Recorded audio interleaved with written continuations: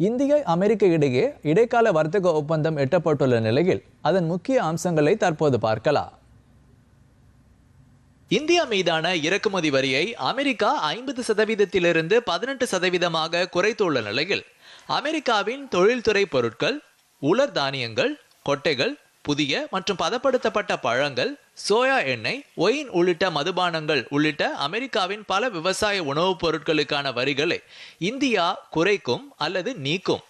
ஜவுளி, ரெடிமேட், தோல், காலணிகள், பிளாஸ்டிக், ரப்பர், வீட்டு அலங்கார கைவினைப் பொருட்கள் மற்றும் சில இயந்திரங்கள் உள்ளிட்ட இந்திய பொருட்களுக்கு அமெரிக்கா 18% வரி விதிக்கும். ஒப்பந்தம் இறுதியாக்கப்பட்டு நிறைவேற்றப்படும் போது மருந்துகள், ரத்தினங்கள், வைரங்கள், விமான பாகங்கள் உள்ளிட்ட பல இந்திய பொருட்களுக்கான பரஸ்பர வரியை அமெரிக்கா நீக்கிவிடும்.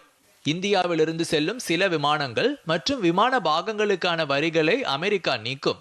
வர்த்தகத்தை எளிதாக்கும் வகையில் வரி அல்லாத மற்ற தடைகளையும் நீக்கும் முறையை இரு நாடுகளும் எளிதாக்கும். அமெரிக்க மருத்துவ சாதனங்களுக்கான நீண்டகால தடையை இந்தியா சரி செய்யும். அமெரிக்க தகவல் தொடர்பு தொழில்நுட்ப பொருட்களுக்கான இறக்குமதி கட்டுப்பாடுகளை இந்தியா ரத்து செய்யும்.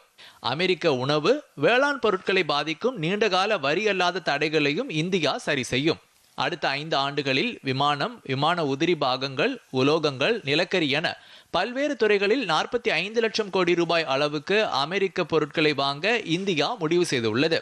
அமெரிக்காவிலிருந்து இந்திய பொருட்களுக்கான சந்தையையும் இந்தியாவில் அமெரிக்க பொருட்களுக்கான சந்தையையும் திறப்பதற்கு இரு நாடுகளும் முழுமையான வர்த்தக ஒப்பந்தம் குறித்து தொடர்ந்து பேச்சு நடத்தும்.